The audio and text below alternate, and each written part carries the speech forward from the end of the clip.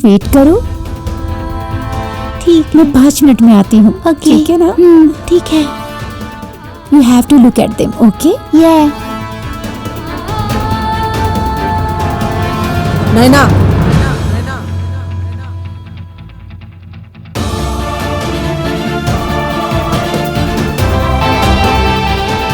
कहीं मैडम आज मांगलिक लड़की से कौन काम पड़ गई?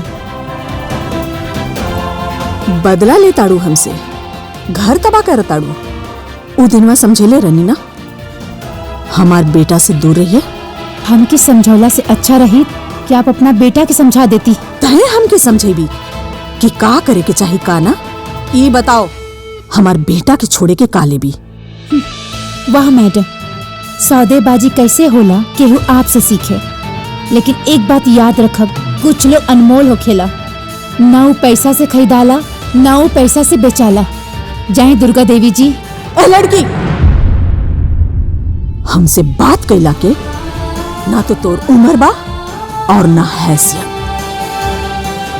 जाता नहीं हम, बाकी एगो बात याद रखी है, हमार बेटा के सिर से दोनों माई बेटी के भूत उतर जाए के चाहिए, नहीं तो तू दोनों की दुनिया से उठवा दे। दुर्गा देवी नाम बा हमार, दुर्गा देवी।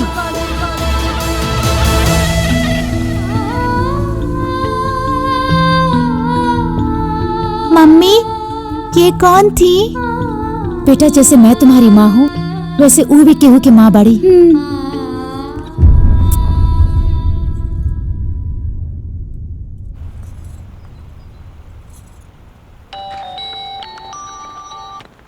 हेलो राजीव, कहाँ बड़ा तू? हम कब से फोन ट्राई करतानी। तोहके पता बा ना ये हमारा ऑफिस के टाइम है और ये समय हम कोनो तरह के डिस्टरबेंस पसंद ना करेनी, समझ में आइल?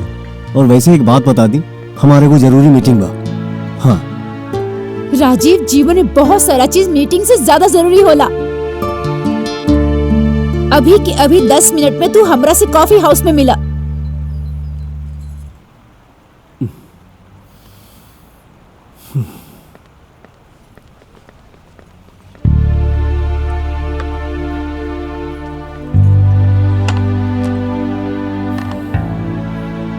बोला का बात बा? जौन बात के डर रहे आज उहे भइल बा। तुहार माँ सेंटर आए रहली ह। उनका पागलपन के वजह से हमारी जिंदगी एगो तमाशा बन गई बा। लेकिन अब बस उनका दिमाग से ही पागलपन के भूत हटावे के पड़ी, ना तो वो पहले हमके तुमसे अलग कैली, अब बुझाता हमरा बेटी के भी अलग कर दी है।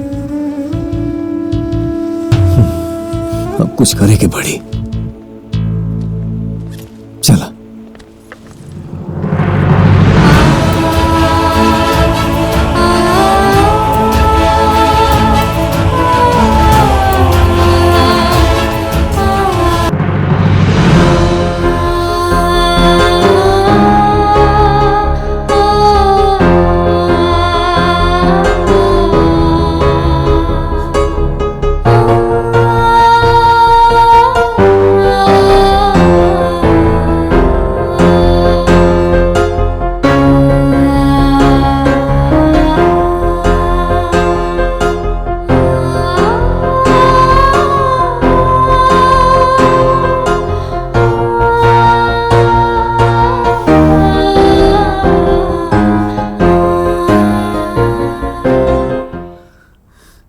रूम में इतना अंधेरा का है? बोला क्या बात बा काजल?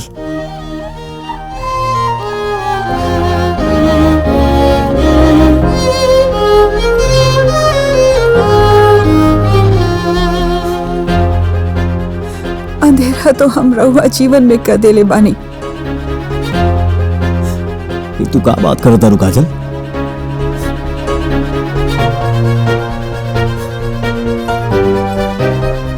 तू तो हमारा जीवन की वो रोशनी हो जौन हमके हर अंधेरा से निकले के रास्ता दिखावेला। रहुआ हमरा के जौन इज्जत दे रहल बानी, दरअसल हम ओकरा लायक नहीं की। हम तो वो भागिन औरत हई जे अपना पति के आज तक पिता कहे के गौरव नहीं के दे पौनी। रउआ महान बानी जे आज ले हम जैसन बांझ के बोझ उठा रहल बानी। काजल,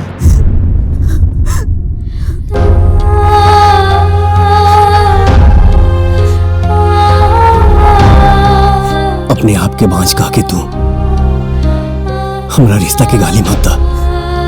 गाली तो हम रउआ के पूरी जिंदगी के दे देले बानी।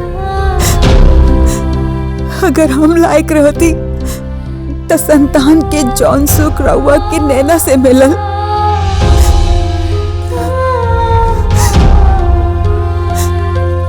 वो हमसे मिलल रहती। नैना और रउआ के बेटी के बारे में हमरा के पता बा और राउर भरल पुरल परिवार देख के हम बहुत खुश बानी। दुख बा तही बात के कि रउआ हमरा के अपन परिवार के बारे में बतावल लायक भी नहीं के समझनी। काहे काहे एक बार अगर हमरा के प्यार से बतावले रहती तो हम खुद राउर हाथ नैना के हाथ पे दे देले रहती। तू जौन सोच रहल बाड़ू काजल, वैसन कोनो बात नहीं के। नैना भले कोनो समय में हमार प्रेम का रहले, लेकिन अब उनका से हमारा रिश्ता सिर्फ और सिर्फ इंसानियत के बा। ये जी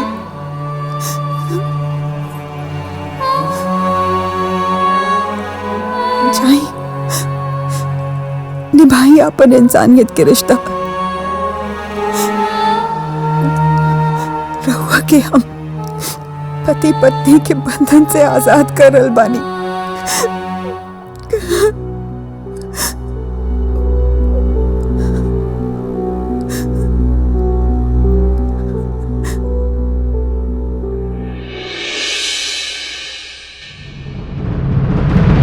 नीति कहेला कि रास्ता में पड़ल कांटा जब पांव में चुभे लागे तो कांटा के रास्ता से निकाल के फेंक देवे के चाहिए। लेकिन शुक्ला जी, ये पाप बा। पाप ना मैडम, पाप ना। परिवार के मुखिया होके के नाते परिवार के बचावल राउर धर्म बा। इतिहास में ऐसा बहुत सारा किस्सा कहानी बा कि लोग अपन परिवार के बचावे खातिर बहुत सारा युद्ध लड़ले बाड़े। का कोनो और रास्ता नहीं के मुश्किल से निकले खातिर? बिल्कुल ना, बिल्कुल ना। अरे रघुआ पहले भी राजीव और नैना के अलग करे के कोशिश कैले रहनी ना, का भाई? आज दोनों के एगो लड़की बिया, कलुहे लड़की और ओकर माई मिलके राउर परिवार के विनाश के कारण बनी है। हमार जीते जी ई कब्बो ना होके देव।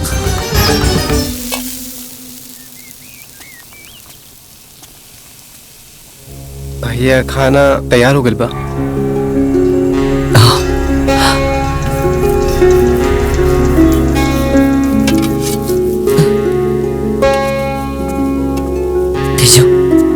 हमरा के साफ करे दा। अरे हम साफ कर दे कि बाबूजी के पानी दे दे। जा।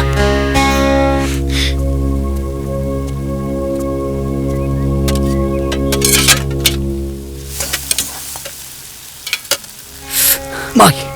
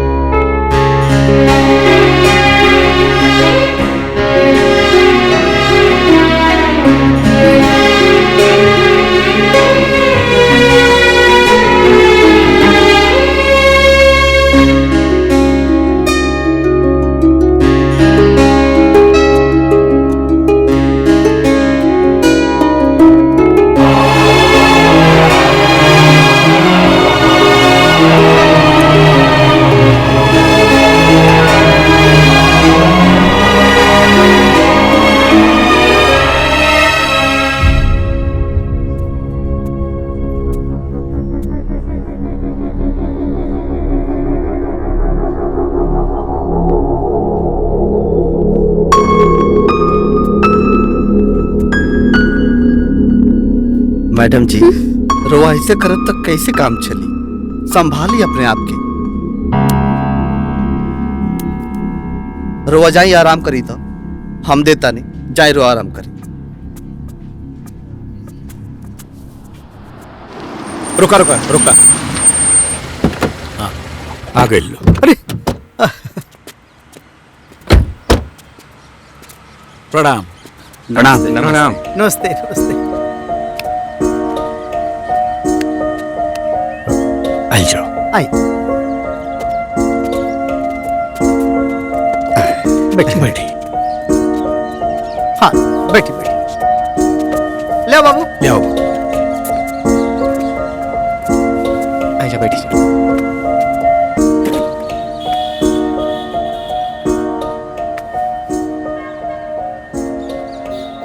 देखी ना, पल में का से का हो गई।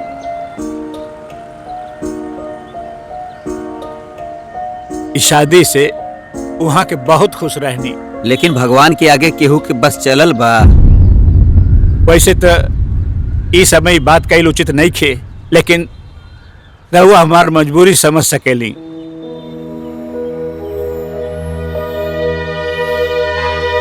देखिए राघव जी, अब जौन होखे के रहल तौन तो होइए गए, बाकी अब आगे के तो देखे ही के ना पड़ी। ठीक है कहता रे तिवारी जी।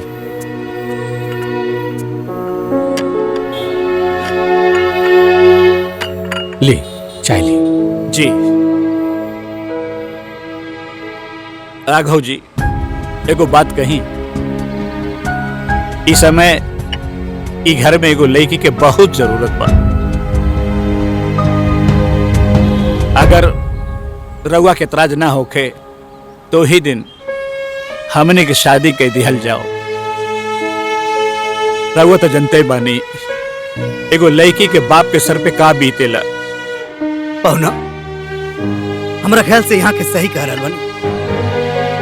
वैसे भी बिन घर नहीं घर भूत का डेरा। अब जानते बानी मास्टर जी, सब चीज के बहना बाटा होइए गइल बा। अब समय पे कुछ ना होई तो सब बेकारे न हो जाई।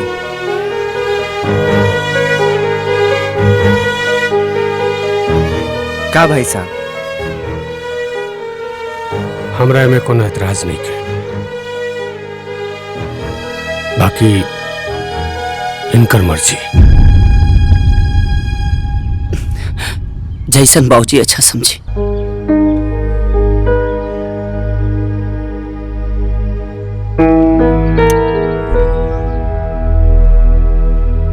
तो ठीक बा, रउआ ब्याह की तैयारी शुरू करी। जी अच्छा, तो हमने की इजाजत दी, फिर मुलाकात होगी। प्रणाम। प्रणाम। आई।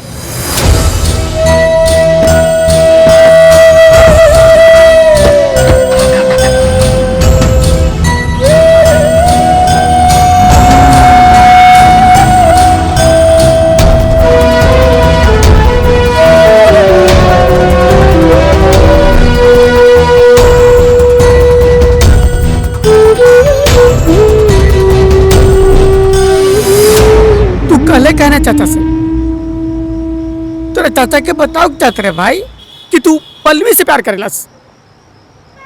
ना यार, अभी तक ले तो बाबूजी के सिर्फ दुख और तकलीफ ही दिले बने। यहाँ तक ले कि भाई के जीते जी भी ओकरों के कोनो खुशी ना दे पाऊंगी। तो कम से कम बाबूजी के चैन से जिए तो दे।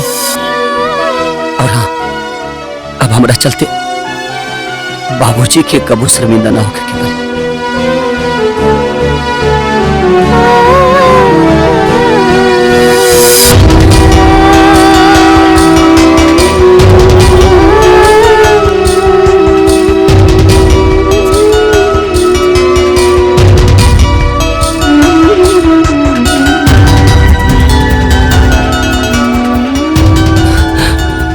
के हमके माफ कर दिया पल्लवी। कैसे कि हम प्यार और फर्ज के बीच में फंस चुकल बानी। पहले तो हम सिर्फ तोरा से प्यार करत रहनी, लेकिन अब तो तोहार पूजा करे के मन करता। अब हमके अपना प्यार पे नाज और गर्व हो रहा बा। जरूरी तो नहीं कि सबके राधा वाला ही प्यार मिले। शायद हमरा भाग्य में मीरा वाला प्यार लिखा बा, जो तुहार ना हो के भी सिर्फ तोरे खातिर बा।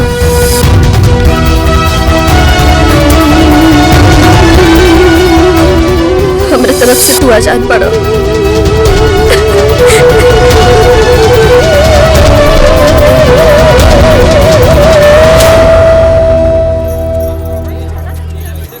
देखा, शादी कार्ड छपाई गई ना तो समझा बहुत बड़का काम हो गई। सही कहत बानी। हाँ। अरे राघव बाबू, राघव बाबू, का हाल बा? प्रणाम। प्रणाम। नमस्ते। प्रणाम।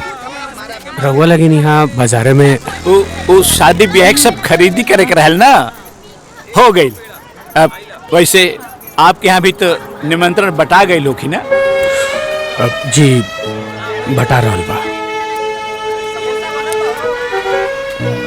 रहुआ तो जानते बानी कि उनका गैला के बाद घर से लेके द्वार तक सब हमरे देखे के बा।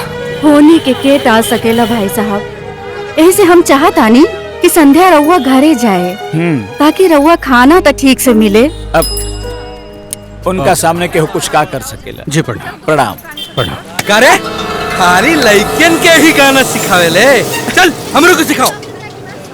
अरे बाबू माई रोक न पाई है, अरे रोक न पाई है भाई भंवरा बा के तोहारा संग जाई। सरकार जाए दी ना हो भाई लो। चुपचाप गइबा की थूरी।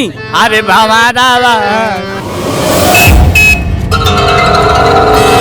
तोहारा संग जाई। भैया वो देखिए, यह है रजवा के बाप जे उस दिन रउआ के धोले रहे। ए रुको मास्टर, है ने आ चाचा।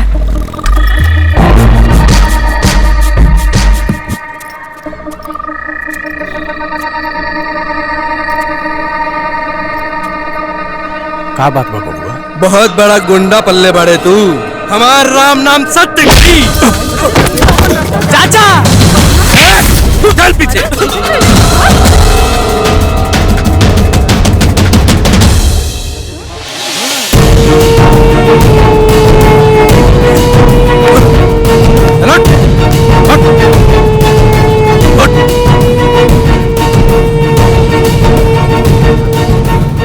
समझा दिए अपने बाहुबली के कि इज्जत के साथ अगर रहे के बना तो चुपचाप आकर हमरा से माफी मांग ले, ना तो यही बाजार में तोहरा के जूता से पीट कर ठीक करे। चल निकल भाग।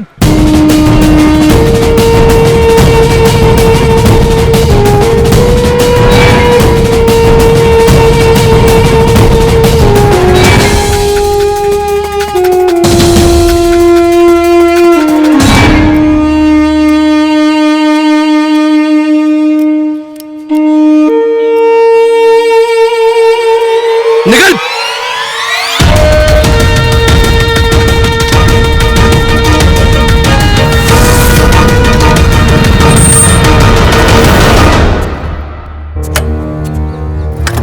बाबूजी कहाँ हो गए? रवा गिर गए नहीं है का? बाबूजी भैया भैया भैया चाचा के